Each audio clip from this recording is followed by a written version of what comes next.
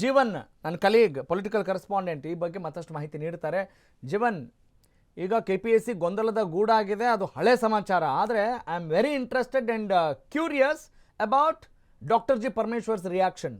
ಏನು ಪರಮೇಶ್ವರ್ ಅವ್ರು ಏನು ಮಾತಾಡಿದ್ದಾರೆ ಈ ವಿಚಾರಕ್ಕೆ ಸಂಬಂಧಪಟ್ಟಾಗ, ಏನು ರಿಪ್ಲೈ ಮಾಡಿದ್ದಾರೆ? ಎಸ್ ರಾಘವ್ ಸೂರ್ಯ, ಈ ಒಂದು ವಿಚಾರವಾಗಿ ಏನು ಬೆಳಗ್ಗೆ ಎಲ್ಲಾ ಪಶು ವೈದ್ಯಾಧಿಕಾರಿಗಳ ಏನು ಆಯ್ಕೆಗೊಂಡಿರ್ತಾರೆ ಎಲ್ಲರೂ ಕೂಡ ಎಲ್ಲಾ ಅಭ್ಯರ್ಥಿಗಳು ಕೂಡ ಏನು ಪರಮೇಶ್ವರ್ ಅವ್ರನ್ನ ಭೇಟಿಯಾಗಿ ಒಂದು ಮನವಿಯನ್ನ ಕೊಟ್ಟಿರುವಂತದ್ದು.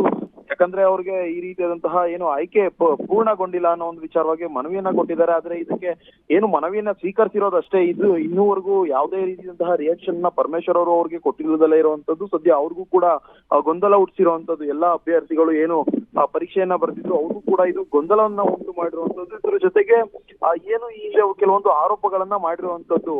ಏನು ಎಕ್ಸಾಮ್ ಮಾರ್ಕ್ಸ್ ಏನು 600 ಅಂಕಕ್ಕೆ 420 ಅಂಕಗಳು ಕೂಡ 210 ಅಂಕಗಳನ್ನ ಕೂಡ ತಗೊಳ್ದಲೆ, ಮಿನಿಮಮ್ ಮಾರ್ಕ್ಸ್ ಕೂಡ ತಗೊಳ್ದಲೆ ಇರುವಂತವ್ರು ನಮ್ಮ ಮೇಲೆ ಒಂದು ಆರೋಪವನ್ನ ಮಾಡ್ತಿದ್ದಾರೆ ಅಂತ ಈ ಆಯ್ಕೆಗೊಂಡಿರೋ ಅಭ್ಯರ್ಥಿಗಳು ಒಂದು ಹೇಳ್ತಿರುವಂತದ್ದು. ಇದ್ರ ಜೊತೆಗೆ ಈ ಅಭ್ಯರ್ಥಿಗಳು ಏನ್ ಆಯ್ಕೆಗೊಂಡಿದ್ದಾರೆ ಇವ್ರಿಗೆ ಈಗ ಸದ್ಯ ನಮ್ಗೆ ಒಂದು ನೇಮಕಾತಿಯನ್ನ ಕೊಡಿ, ನಮ್ಗೆ ಅಲ್ಲಿಗೆ ಅಲ್ಲಿಗೆ ನೇಮಕಗೊಳಿಸಿ, ಅದ್ರ ಬಳಿಕ ಅಲ್ಲಿ ಏನಾದ್ರೂ ನಮ್ದು ಏನಾದ್ರು ತಪ್ಪಿದೆ ಅಂತ ಪ್ರೂವ್ ಆದಲ್ಲಿ ನೀವು ಏನ್ ಹೇಳ್ತೀರಾ, ಲೈಕ್ ಯಾವ ತರ ಅಂದ್ರೆ ಏನಾದ್ರೂ ಒಂದು ಒಪ್ಪಂದದ ಮೇರೆಗೆ ನಮ್ಗೆ ನೇಮಕಾತಿಯನ್ನ ಮಾಡಿ, ನಮ್ಗೆ ಪೂರ್ಣವಾದಂತಹ ನೇಮಕಾತಿಯನ್ನ ಕೊಡಿ, ಅದ್ರಲ್ಲಿ ಏನಾದ್ರೂ ನಮ್ದು ತಪ್ಪಿದೆ ಅನ್ನೋ ಏನಾದ್ರೂ ಅಂಶಗಳು ಕಂಡು ಬಂದಂತಹ ಸಂದರ್ಭದಲ್ಲಿ ನಾವೇ ಆ ಕೆಲಸವನ್ನ ಬಿಟ್ಟು ಈಚೆ ಬರ್ತೀವಿ. ಅದ್ರ ಜೊತೆಗೆ ಇನ್ನು ನಾವು ಅಲ್ಲಿ ಏನೇ ತಪ್ಪಾಗಿದ್ರು ಅದಕ್ಕೆ ನಾವು ಬದ್ಧರಾಗಿರ್ತೀವಿ ಅನ್ನೋ ಒಂದು ಮಾತನ್ನ ಕೂಡ ಅವ್ರು ಹೇಳ್ತಿರುವಂತದ್ದು. ಯಾಕಂದ್ರೆ ಈ ಹಿಂದೆ ಸಾಕಷ್ಟು ದಿನಗಳು ಅಂದ್ರೆ ಕಳೆದ 8-10 ವರ್ಷಗಳಿಂದ ಈ ಒಂದು ನೇಮಕಾತಿ ಪ್ರಕ್ರಿಯೆ ಯಾವುದೇ ರೀತಿಯಂತಹ ನಡೆದಿಲ್ಲ. ಆದ್ರೆ ಈಗ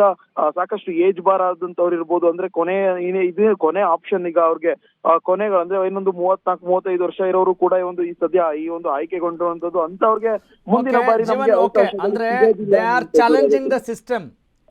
ಜೀವನ್, ಈ ಒಂದು ಸಿಸ್ಟಮ್ಗೆ ಒಂದು ದೊಡ್ಡ ಸವಾಲ್ ಹಾಕ್ತಾ ಇದ್ದಾರೆ, ಅದರಲ್ಲಿ ಯಾವ ಅನುಮಾನ ಇಲ್ಲ, ಗೊತ್ತಾಗ್ತಾ ಇದೆ. ಇದಕ್ಕೆ ನಮ್ಮ ಸಂಬಂಧಪಟ್ಟಂತಹ ಸೋ ಕಾಲ್ಡ್ ಜವಾಬ್ದಾರಿಯುತ ಮಂತ್ರಿಗಳು ಏನು ಹೇಳ್ತಾ ಇದ್ದಾರೆ, ಪರಮೇಶ್ವರ್ ಅವ್ರ ಸಾಹೇಬ್ರು ಏನು ಹೇಳಿದ್ರು ಅನ್ನೋದು ನಂಗೆ ಬಹಳ ಕುತೂಹಲ ಆಗಿದೆ. ಏನು ಇದಕ್ಕೇನು ರಿಪ್ಲೈ ಬಂದಿದೆ ಅವರಿಂದ?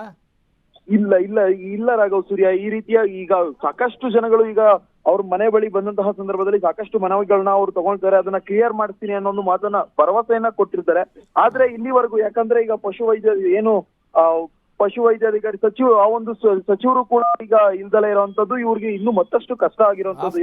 ಸದ್ಯ ಈಗ ಸಂಪುಟ ಸಚಿವ ವಿಚಾರವಾಗಿ ಏನು ಡೆಲ್ಲಿನಲ್ಲಿ ಒಂದು ಕಸರತ್ನ ರಾಜ್ಯ ಸರ್ಕಾರದ ಪ್ರತಿನಿಧಿಗಳು ಅಂದ್ರೆ ರಾಜ್ಯ ಸರ್ಕಾರದ ನಾಯಕರು ಮಾಡ್ತಿದ್ದಾರೆ.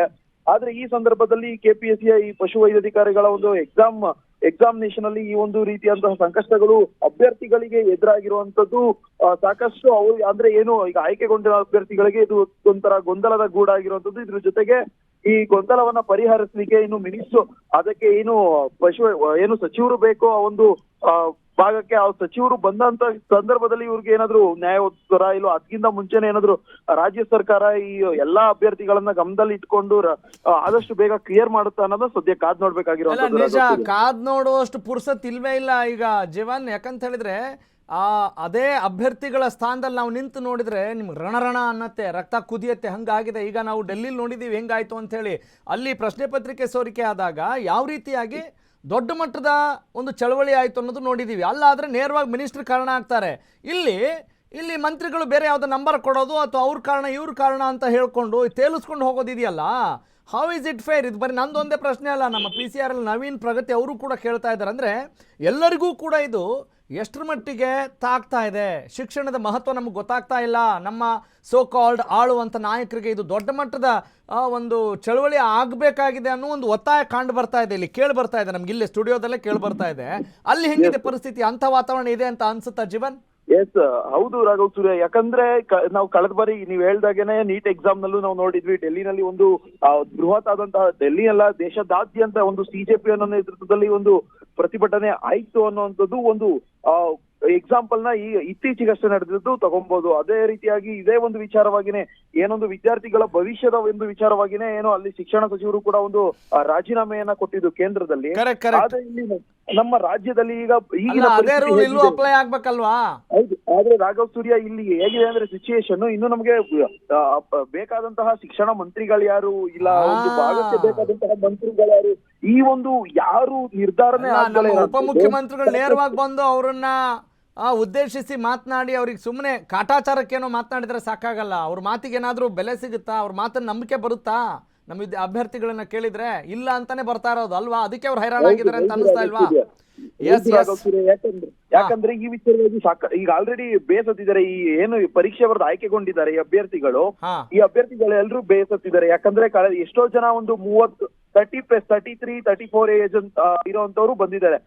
ಅಂದ್ರೆ ಏನು ಈ ಹಿಂದೆ 2018 ಈ ಒಂದು ಆಯ್ಕೆ ಪ್ರಕ್ರಿಯೆ ಕೈಗೊಂಡಿದ್ದು, ಆ ಒಂದು ಸಂದರ್ಭದಲ್ಲಿ ಈ ಒಂದು ನೇಮಕಾತಿ ಆಗ್ದಲೇನೆ ಮುಂದೆ ಬಂದಂತವ್ರು ಈ ಸಲ ಟ್ರೈ ಮಾಡಿ ಈ ಸಲ ನೇಮಕಗೊಂಡಿರೋರು ಆಯ್ಕೆ ಆಗಿರೋರು ತುಂಬಾ ಜನ ಇದ್ದಾರೆ. ಆ ಒಂದು ಸಂದರ್ಭದಲ್ಲಿ ನಮ್ಗೆ ಈ ಬಾರಿ ಏನಾದ್ರು ಮಿಕ್ಸ್ ಆದ್ರೆ ನೆಕ್ಸ್ಟ್ ಸಲ ನಮಗ್ ಚಾನ್ಸೇ ಸಿಗಲ್ಲ ನಿಜ ನಿಜ ನಿಜ ಅನ್ನೋದು ಆತಂಕ ನಮ್ಗೆ ಅರ್ಥ ಆಗುತ್ತೆ. Yes anyway thank you Jeevan. ಮುಂದಿನ ಹಂತದಲ್ಲಿ ಮತ್ತಷ್ಟು ಅಪ್ಡೇಟ್ಸ್ ಪಡೆಯೋಣ. ಥ್ಯಾಂಕ್ಸ್ ಫಾರ್ ನಾವ್. ನಿಜ ನೋಡಿ, ಪೇರೆಂಟ್ಸ್ ಆಗಿರಬಹುದು, ಆಮೇಲೆ ಮಕ್ಕಳಿಗಾಗಿರ್ಬಹುದು, ಅವ್ರಿಗೆ ಎಷ್ಟು ಪ್ರೆಷರ್ ಇರತ್ತೆ ರೀ. ಯಾಕ್ರಿ ಬದುಕ್ತಾ ಇದ್ದೀವಿ ಅಂತ ಯಾಕೆ ಅನಿಸುತ್ತೆ ಅಂದರೆ, ಇಂಥ ಕೆಟ್ಟ ಆಡಳಿತ ಇರುವಾಗ ಇಲ್ಲಿ ಯಾರು ಮಂತ್ರಿಗಳು, ಯಾರು ಜವಾಬ್ದಾರಿ ತೆಗೆದುಕೋಬೇಕು ಅನ್ನೋದೇ ಗೊತ್ತಿಲ್ಲ. ಅವ್ರದ್ದೇ ಅವ್ರ ಚಿಂತೆ. ಅದೇನೋ ಹೇಳ್ತಾರಲ್ಲ, ಅಜ್ಜಿಗೆ ಅರಿವೆ ಚಿಂತೆ ಆದರೆ ಮೊಮ್ಮಗಳಿಗೆ ಇನ್ನೇನೋ ಚಿಂತೆ ಅಂತೆ. ಅಂಥ ಒಂದು ಕೆಟ್ಟ ಪರಿಸ್ಥಿತಿ ನಿರ್ಮಾಣವಾಗಿದೆ ರೀ. ಇನ್ನೂ ಒಂದು ಸಂಪುಟ ವಿಸ್ತರಣೆ ಅದು ಪಕ್ಕ ಆಗ್ತಾ ಇಲ್ಲ. ಅವ್ರದ್ದೇ ಚಿಂತೆ, ಇನ್ನು ನಿಮ್ದು ಯಾವಾಗ ನೋಡೋಣ ಅಂತ ಅವರಿದ್ದಾರೆ. ಇಂಥ ಕೆಟ್ಟ ವ್ಯವಸ್ಥೆಯಲ್ಲಿದ್ದೀವಿ. ಹೀಗಾಗಿ ಈ ವ್ಯವಸ್ಥೆಗೆ ಪರ್ಯಾಯ ವ್ಯವಸ್ಥೆಯನ್ನು ತರುವಂಥ ನಿಟ್ಟಿನಲ್ಲಿ, ಒಂದು ಸಿಸ್ಟಮ್ನ ಕ್ಲೆನ್ಸ್ ಮಾಡೋ ನಿಟ್ಟಿನಲ್ಲಿ ನಾವೆಲ್ಲರೂ ಕೂಡ ಮುಂದಾಗಬೇಕಾಗಿದೆ. That is the message from that news.